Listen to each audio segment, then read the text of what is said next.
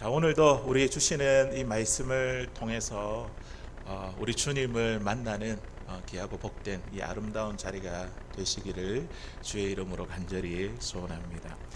오늘 본문에 있는 이 말씀은요, 거친 풍랑 속에 바다 위를 걸으시는 이 예수님의 사건을 다루고 있습니다. 이 사건은요, 마가복음뿐만 아니라 마태복음에도 요한복음에도 동일하게 기록되어 있습니다. 제가 문제를 잠깐 내겠습니다. 사복음서 가운데에 가장 먼저 기록된 복음서가 어느 복음서일까요? 우리가 복음서 이야기하면 마태, 마가, 누가, 요한 이렇게 이야기하는데 예, 정답입니다. 예, 마가복음이 제일 먼저 기록되었습니다. 마가복음은 모든 복음서 가운데 분량이 제일 적습니다. 16장까지 되어 있고요. 이에 비해 마태복음은 몇 장까지 되어 있죠? 28장까지 거의 꼽이나 되는 그런 분량을 가지고 있습니다. 보통 같은 사건을 기록해도 분량이 작은 것이 먼저 기록될 가능성이 큽니다. 나중에 기록된 책은요, 처음에 기록된 그 내용에 자료를 덧붙여서 조금 더 구체적으로 기술되기 때문에 분량이 이렇게 늘어납니다. 우리가 좀 더 구체적이고 자세하게 말씀 공부를 하려면요, 우리는 이런 동일한 사건을 가지고 이 사복음서 전체를 살펴보는 것이 참 좋습니다. 이러한 차원에서 오늘 예수님께서 바다 위를 걸으시는 이 장면, 이 동일한 사건에 대해 마태복음과 함께 이 본문의 말씀을 살펴보려고 합니다. 오늘 이 말씀은요, 오병이어 사건 이후에 일어난 일입니다. 앞서서 오병이어 사건 우리가 잘 알고 있지 않습니까? 어떤 일입니까? 물고기 5마리예요. 물고기 2마리와 보리떡 5개로 5,000명을 먹이고도 12광주를 남는 그런 엄청난 기적의 사건. 이 오병이어 사건 이후에 일어난 일입니다. 오병이어 사건 이후로 사람들은요, 예수님을 바라보는 시선이 완전히 달라졌습니다. 그들은 지금 로마의 압제 가운데 있지 않습니까? 궁핍과 허기, 고통과 눈물, 그것을 닦아줄 메시아를 기다리고 있습니다. 정치적인 메시아, 로마의 압제에서 우리를 구원할 이 메시아를 기다리고 있는데, 예수님이 보니까 굶주린 우리의 배를 채워주시고 우리의 고통과 눈물을 닦아주시는 이 모습을 보니까 그들이 원하는 메시아 상과 일치했습니다. 그래서 구름대처럼 많은 사람들이 예수님께 몰려왔습니다. 하지만 이에 대한 예수님의 반응은 어떠할까요? 예수님은요, 그 자리를 서둘러 떠났습니다. 왜냐하면 그 사람들이 생각하는 그 메시아가 아니라 우리 예수님은요, 사람들에게 버림을 받고 고난을 당하여 그 사람들을 죄에서 구원할 메시아이셨기 때문입니다. 인간의 죄를 십자가에서 대속하여 하나님의 뜻을 완수하기 위해 이 땅에 오신 메시아이시라는 거죠. 예수님은 서둘러 제자들에게 명령했습니다. 빨리 배를 타고 건너편으로 가라. 나는 여기에 모여있는 이 군중들을 돌려보내고 내가 곧 뒤따라 가겠다. 제자들은 배를 타고 건너편으로 이렇게 가고 있었고, 예수님은 사람들을 돌려보낸 뒤에 예수님은 오늘 보니까 산으로 가셨습니다. 뭐하러 가셨을까요? 자, 우리 46절에 있는 말씀 우리 같이 한번 읽어보도록 하겠습니다. 시작. 무리를 작별하신 후에 기도하러 산으로 가시니라. 아멘. 예수님이 기도하기 위해서 지금 산으로 가셨습니다. 제가 이 말씀 묵상해 볼 때에 예수님 마음이 참 혼란스러웠던 것 같아요. 군중들은 찾아와서 자신을 임금으로 왕으로 삼으려고 하고, 그래 있으니까 너무 정신이 없고 해산시키고, 제자들은 서둘러서 배를 타고 보내고 홀로 하나님 앞에 나가는 겁니다. 그곳에 가서 하나님의 뜻을 살피고 하나님과 깊은 교제를 나누기 위해 기도의 자리로 가셨습니다. 예수님이 이 땅에 오신 것이 이들의 왕이 되기 위해서 온 것이 아니라 이들에게 배척당하시고 십자가에 죽음을 당하시기 위해 예수님이 이 땅에 오신 것을 아셨습니다. 고난의 사명을 더욱더 분명하게 하기 위해 지금 군중들을 해산시키고 또 제자들을 등 떠밀듯이 먼저 보내고 혼자서 홀로 산에 가서 하나님과 기도하신 것입니다. 이러한 예수님의 모습을 보면요, 우리의 삶의 가장 우선순위가 뭐가 돼야 될지 이것을 우리에게 참 보여주고 있는 대목입니다. 우리가요, 이 땅의 삶을 살아가다가 사람들이 기대하는 삶이 있습니다. 우리에게 또 내가 원하는 삶이 있습니다. 그런데 그게 너무 잘 되는 거예요.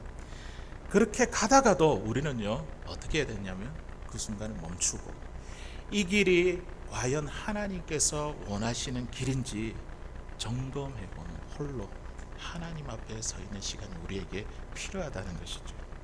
우리에게 하나님과 독대하는 기도의 시간이 필요합니다. 내 삶에 유익한 어떤 것이라도 우리는요, 하나님과의 관계보다 앞서는 것이 없어야 됩니다. 첫 번째 단추를 잘 끼워야지 어떻게 해요? 마지막까지 끝까지 잘 끼울 수가 있습니다. 그런데 이 첫 번째 단추를 두 번째에 끼우면요, 제일 마지막에 단추 하나가 남습니다. 그럼 다 풀어버려야 되는 것이죠. 우리의 삶의 풍랑이 일어날 때 우리는요, 먼저 홀로 하나님께 기도함으로 우리의 삶의 최우선순위 이 하나님과의 관계에 정비해야 될 줄로 믿습니다. 내 삶이 왜 이렇지 어렵지 힘들지 아니면 왜 이렇게 승승장구하지, 그때 우리는요, 하나님 앞에 나아가야 돼. 점검해봐야 돼. 내가 가고 있는 것이 바른 길인가.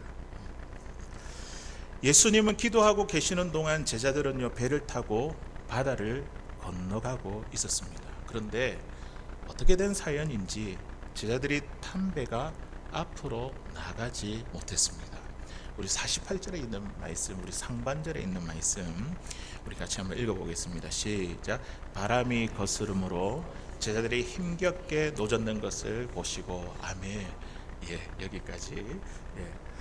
지금 어떻게 된 사연인지 이 제자들이 탄 배가 앞으로 나가지 못하고 있습니다. 그 이유가 뭐죠? 바람이, 그 바람 때문에, 맞서오는 그 바람 때문에 앞서서 나가지 못하고 있습니다. 제자들은 거센 바람 때문에 힘겹게 노를 저으며 지금 괴로움을 당하고 있습니다. 여기서 바람이라고 하는 것은 우리가 많은 것으로 영적으로 이렇게 해석이 가능합니다. 이 바람, 우리에게 있어서 참 바람이 무엇입니까? 우리를 괴롭게 하고 힘들게 하는 것. 세상에서 불어오는 이 세상 풍조가 그렇죠. 이 바람이죠. 세상의 흐름과 가치관이 하나님의 뜻과 부딪히게 될 때 우리는요, 이 세상의 흐름과 어떻게 하죠? 씨름하게 됩니다. 맞죠? 거스르게 되고 맞서게 됩니다. 세상의 흐름과 거스르라 우리 인생에 고난이 찾아오게 됩니다.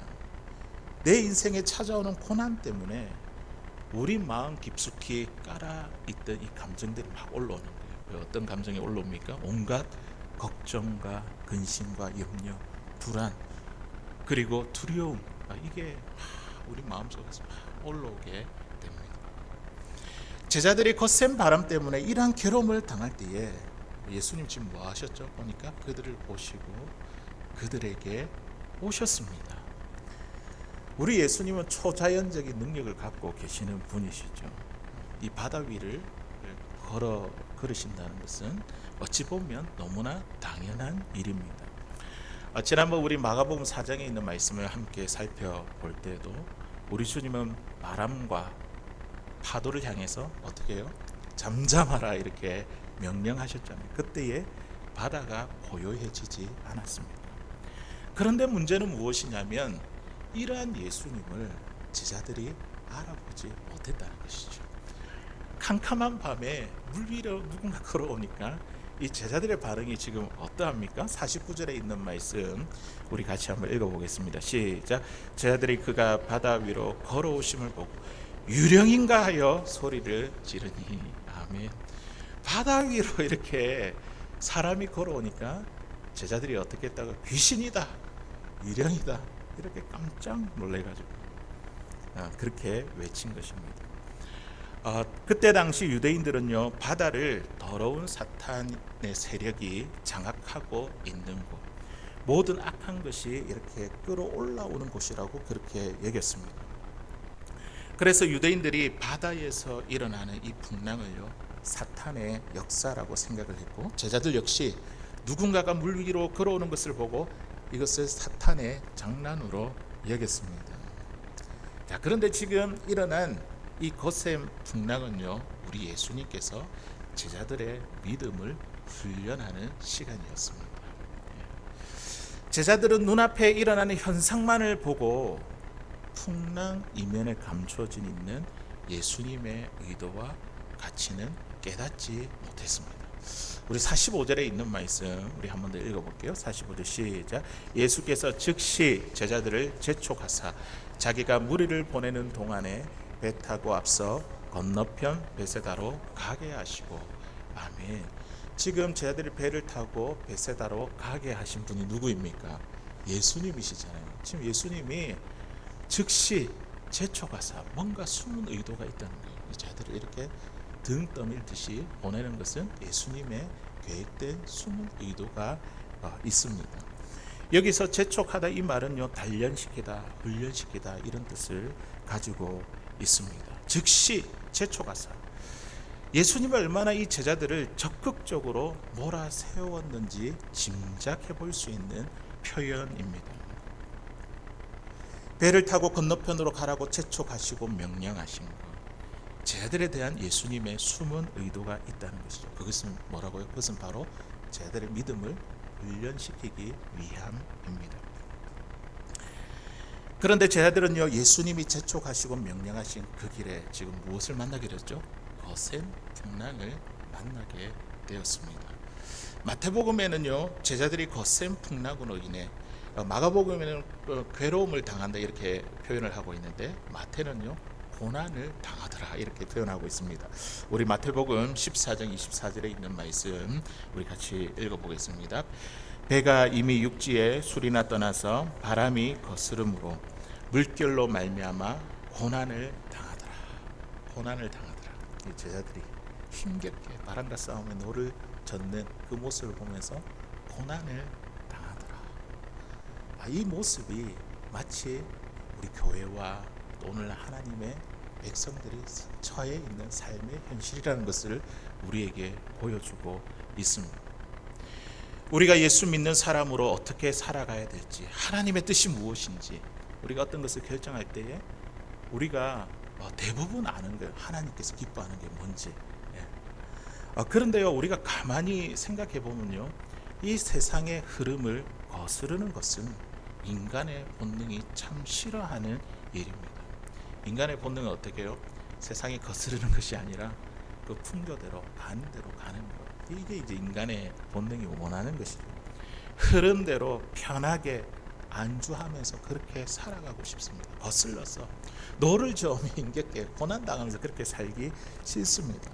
그런데 우리 그리스도인들은요, 하나님의 뜻에 따라 살아가는 사람입니다. 항상 맞서게 되어 있다는 거죠. 세상의 흐름에 거슬러 노를 저어야 되고, 그래서 그 물결에 부딪혀 고난 당하는 것이 어찌 보면 우리가 만나는 당연한 현실이라는 겁니다. 때로는 이런 어려움을 당할 때 이런 우리 의문이 들 때가 있습니다. 주님이 명령하신 길인데, 오늘 제자들이 예수님이 제자들에게 명령하신 길이죠. 건너편으로 주님이 명령하신 길인데, 하나님의 길인데 어떻게 이런 풍랑이 있을 수 있는가? 하지만 우리 그리스도인들은 하나님의 뜻대로 살아가는 존재이기 때문에 세상의 풍조와 이 풍랑에 거스를 수밖에 없다는 것입니다. 풍랑을 거스르고 맞서는 것이 바로 우리의 믿음을 단련시키는 하나님의 방법이기 때문입니다. 그런데 이 말씀을 듣고 너무 슬퍼하거나 절망하지 마십시오. 오늘 본문에서 우리에게 참 위로가 되고 위안이 되는 것은요, 풍랑으로 인해 괴로움만 있는 것이 아니라, 고난만 있는 것이 아니라 그 풍랑 속에서도 우리와 함께 하시는 분이 계십니다. 누구입니까? 우리 주님 있잖아요. 예수님. 예수님도 제자들과 함께 그곳에 계셨습니다. 예수님은 바다 위에 공경에 빠진 제자들을 먼저 보셨습니다. 오늘 말씀 보니까 보셨다. 그리고 그들을 향해 걸어 오셨습니다. 우리가 예수님의 행동에 주의를 해서 우리 48절에 있는 말씀 같이 한번 읽어보도록 하겠습니다. 시작. 바람이 거스름으로 제자들이 힘겹게 노젓는 것을 보시고 밤 사경쯤에 바다 위로 걸어서 그들에게 오사 지나가려고 하시매. 아멘. 바람을 거스르나 힘겹게 싸우는 그들, 괴로움을 당하고 고난을 당한 그들을 예수님 그냥 내버려 두지 아니하셨습니다. 보셨다. 좀 오늘 보니까 힘겹게 노젓는 것을 보시고 그들에게 오사. 우리 예수님 그런 분이시죠. 밤 사경은요, 새벽 1시부터 3시까지의 시간입니다. 이 밤 사경은요, 밤중에 가장 어두운 시간입니다. 어두움의 정점이요. 또 한 가지 우리에게 이야기하는 것은요, 이 어둠은요, 새날이 다가오는 교차 지점에 있습니다. 가장 깜깜한 점, 이제 그게 지나면 밝고자, 점점 밝고자. 이 어두움에, 이 정점에, 이 교차점에 예수님은 제자들에게 찾아오셨습니다. 우리가 인생의 폭풍우를 만날 때면 캄캄한 어둠에 가려서 아무런 길도 보이지 않고 아무런 답도 보이지 않습니다.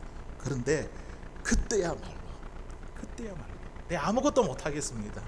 그때야말로 누가 일하시는 시간이죠? 우리 주님이 역사하시고 일하는 시간입니다. 그때야말로 하나님께서 새로운 시간을 준비하는 시간입니다. 칠흑같이 어두운 밤이 지나면요, 곧 새날이 밝아옵니다. 가장 어두운 시간을 통과해야지 우리는 새날을 맞이할 수 있습니다. 우리 마태복음 14장 26절에서 28절에 있는 말씀을 우리 읽어보면요, 마가복음에 없는 장면이 나옵니다. 우리 같이 한번 읽어보도록 하겠습니다. 시작. 제자들이 그가 바다 위로 걸어오심을 보고 놀라 유령이라 하며 무서워하여 소리 지르거늘 예수께서 즉시 이르시되 안심하라 나니 두려워하지 말라. 베드로가 대답하여 이르되 주여 만일 주님이시거든 나를 명하사 물 위로 오라 하소서 하니. 아멘. 자, 우리 마가복음에는 없는데 마태복음에 들어가 있는 구체적인 내용이 있습니다. 이게 어떤 장면이죠? 베드로가 예수님 말씀했던 물 위로 이렇게 걷는 그 장면은 마태복음에 기록되어 있습니다. 예수님은 공포에 찔려 소리치는 제자들에게 나다 그러니 두려워하지 말라. 나다 그러니 두려워하지 말라. 예수님은 제자들을 안심시키셨습니다. 그때 베드로가 예수님께 놀라운 제안을 합니다. 어떤 제안을 합니까? 우리 방금 읽은 말씀처럼 보니까 만일 주님이시라면 나를 명하사 물 위로 오라 하소서. 예수님처럼 나도 물 위를 걷게 해 주십시오. 우리 예수님은 어떻게 하시죠? 그 베드로의 청을 들으시고 물 위로 걸어오라고 하십니다. 믿음의 발걸음을 내디딘 이 베드로는요, 예수님의 말씀처럼 예수님처럼 정말 물 위를 걷게 되었습니다. 하지만 곧 두려움이 그의 발목을 잡았습니다. 어떻게 됐죠? 30절에 있는 말씀 마태복음 14장 30절 읽어보겠습니다. 시작. 바람을 보고 무서워 빠져가는지라 소리 질러 이르되 주여 나를 구원하소서 하니. 아멘. 베드로가 예수님을 보고 걸어가다가 물 위를 걸어가다가 예수님이 아닌 사나운 바람을 보는 순간 그의 마음에 두려움이 밀려오고 그와 동시에 물에 빠지고 말았습니다. 우리도요, 예수님에 대한 시선을 놓치는 순간 우리도요 두려움에 휩싸이게 됩니다. 환경을 보고 상황을 보고 눈에 보이는 절망적인 상황과 상한 감정에 함몰되게 됩니다. 이제는 어떻게 하지? 예수님 안 보면 이제 그렇죠. 그 시선을 놓쳐버리고 이제는 어떻게 되는 걸까? 앞으로 내가 어떻게 살아가야 되지? 걱정과 근심과 불안과 두려움에 빠져 우리가 허우적거리게 됩니다.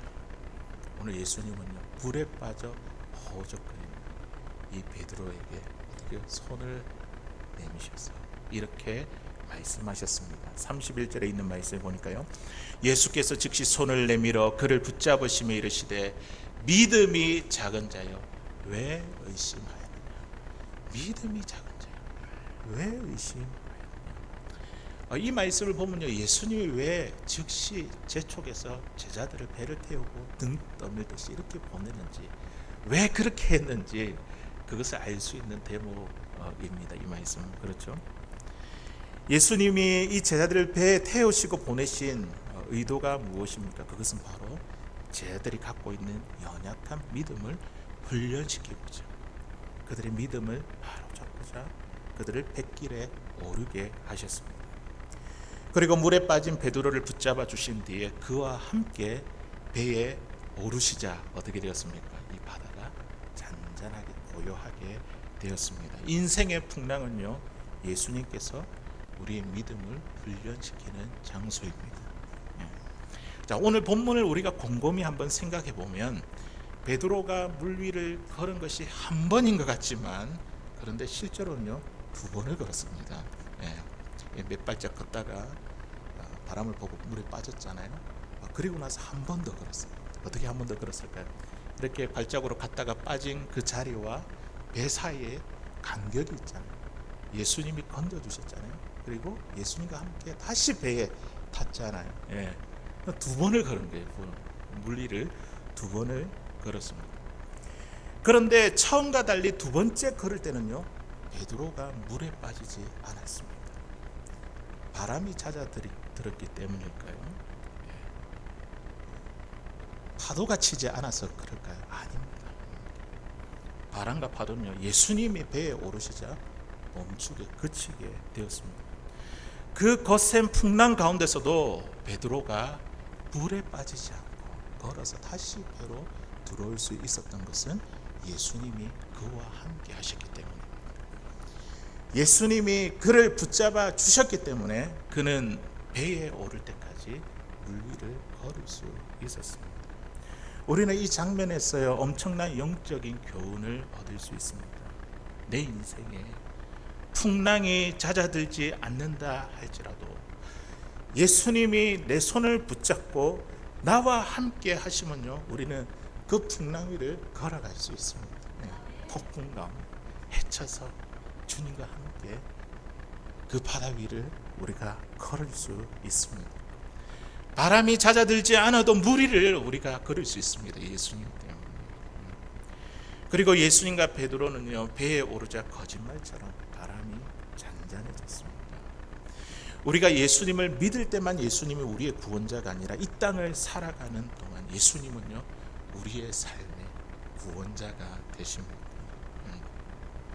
사실 이 베드로는 어떤 사람이었습니까? 예수님을 정말 열정적으로 따라다니는 사람이었습니다. 모두 다 주를 버릴지라도 저는 절대로 주님을 버리지 않겠습니다. 주님과 함께 죽으러 가겠습니다. 목에 핏대를 세우면서 호언장담했던 베드로지 않습니까? 이러한 베드로의 고백은요, 거짓말도 위선도 아닌 그의 진심이었습니다. 그의 진심. 그런데 훗날 그는 3번이나 예수님을 모른다며 저주하기까지 부인하는 자신의 모습을 보고 절망에 빠졌습니다. 그러고는 스스로 자신을 저주하며 고향으로 돌아가서 다시 어부의 일을 시작했습니다. 부활의 예수님이 어떻게 하셨죠? 그때 이 베드로를 찾아가셨습니다. 예수님은 찾아오시는 분이시죠. 보시고 찾아오시는 분. 베드로가 그물을 내리던 그 디베랴 바닷가로 그를 찾아오셨습니다. 그때 예수님은 베드로에게 네가 왜 그때 나에게 배신했느냐 이렇게 묻고 따지지 아니하셨습니다. 이제 너는 열심히 나를 따를 준비가 되었느냐, 믿음이 굳건해졌느냐, 이런 질문을 하지 않으셨습니다. 오직 한 가지만 그에게 물으셨습니다. 뭐라고요? 네가 나를 사랑하느냐? 네가 나를 사랑하느냐? 예수님은 다른 거 물어보지 아니하세요. 지난날에 우리가 어떻게 했든지. 주님은요, 저와 여러분들의 그 사랑의 관계만 확인하고 싶어 하십니다. 예수님은 베드로에게 이 사랑만을 확인하고 싶어 하셨습니다. 예전 같으면 베드로가 어떻게 했겠습니까? 또 목에 핏대를 세우고 다른 제자들보다 내가 주님 제일 사랑합니다 그렇게 말했겠지만, 그때는요 면목이 없어가지고 뭐라고 이야기합니까? 내가 주를 사랑하는 줄을 주께서 아십니다. 주께서 아십니다. 그 누구보다도 자신감 넘치고 예수님을 열정적으로 따라다녔던 이 베드로였는데, 그의 모습은 온데간데 사라지고 말았습니다. 그렇게 자신감을 잃어버린 베드로에게 예수님은 뭐라고 말씀하시죠? 내 양을 먹이라, 내 양을 치라. 그렇게 자신감을 잃어버린 베드로에게 다시 사명을 주시고 그를 회복시켜 주셨습니다. 우리 예수님은 이러한 분이십니다. 풍랑에서도 빠져 있을 때도 보시고 우리를 다시 일으켜 세워 주시는 것입니다. 우리는 지금도 내 힘으로 열심히 예수님을 믿어보려고 무리를 걸어보다가 바람을 보고 물에 빠져 처절하게 무너진 자들에게 찾아오시는 분이십니다. 그리고 다시금 우리 예수님은요, 당신의 제자로 세워 주십니다. 그 후에 베드로가 어떻게 되었을까요? 우리가 사도행전에 나오는 말씀 우리가 보았듯이 이 베드로는요 참 목숨을 걸고 예수님이 그리스도가 되심을 담대하게 힘있게 전하게 되었고, 그의 설교로 인해서 하루에 3,000명씩 회개하는 놀라운 부흥의 역사가 일어났습니다. 그리고 그는요 로마 황제의 박해로 인해 거꾸로 된 십자가에 달려 순교하게 되었습니다. 사랑하는 성도 여러분, 우리 인생에 일어나는 거센 풍랑을요 우리의 힘으로 거슬러 살아갈 수가 없습니다. 오늘 저희들이 힘 괴롭게 노를 젓고 있잖아요. 고난을 당하고 있잖아요. 우리의 힘과 열심으로 주님을 따를 수가 없습니다. 우리가 구원받을 때만 예수님이 필요한 것이 아니라 구원받은 후에 이 땅을 살아가는 우리의 삶의 모든 순간 가운데서도 예수님의 도우심이 절실히 필요합니다. 물에 빠져 허우적거릴 때 베드로가 뭐라고 했죠? 소리를 질러 주님 나를 구원하소서. 우리 주님 이거 기다리고 계세요. 끝까지 내 고집 내세우지 말고 주님 나를 구원하소서. 우리 주님이 이것을 기다리고 계십니다. 주님 도와주십시오. 살려주십시오. 구원해 주십시오. 우리가 신앙이 깊어갈수록 이런 기도가 더욱더 많아집니다. 주님, 내가 또 내 힘으로 내 열심으로 풍랑에 맞서고 있군요. 예수님에 대한 시선을 놓쳐버렸습니다. 나의 부족한 믿음을 도와주십시오. 물에 빠진 나를 구원해 주십시오. 이것이 바로 주님이 제자들에게 그리고 이 말씀을 읽고 있는 저와 여러분들에게 말하시는 신앙 고백입니다. 주님, 나를 구원해 주십시오. 제자들을 태운 배는요 오늘날 교회와도 같습니다. 교회가 언제 어느 때에 풍랑을 맞을지 모르는 이 세상을 항해하고 있는 외로운 배입니다. 하지만 거친 바람과 파도가 몰려올 때 우리 주님은 보고 계세요. 우리를 바라보고 계심을 잊지 마시기 바랍니다. 모든 두려움을 다 걷어내고 우리를 향해 걸어오시는 예수님을 바라볼 수 있기를 바랍니다. 주님께서 우리에게 이렇게 말씀하겠죠. 안심하라. 나니 두려워 말라. 그 주님의 음성을 듣게 되기를 바랍니다. 내가 주님을 바라보다가도 주님에 대한 시선을 놓쳐 물에 빠져 허우적거리더라도 그때 어떻게 하라고요? 소리를 질러 주님 나를 구원하소서. 그리고 나에게 손 내미시는 주님의 손을 꼭 붙들 수 있기를 바랍니다. 그러면요 우리 주님은요 우리를 일으켜 주셔서 여전히 풍랑 가운데 있지만 그 풍랑 속에서 바다 위를 함께 해 주실 것입니다. 외로운 우리 인생의 배에 주님이 함께 오르게 될 때 우리의 이 풍랑은요 잔잔하게 될 것입니다. 할렐루야. 예.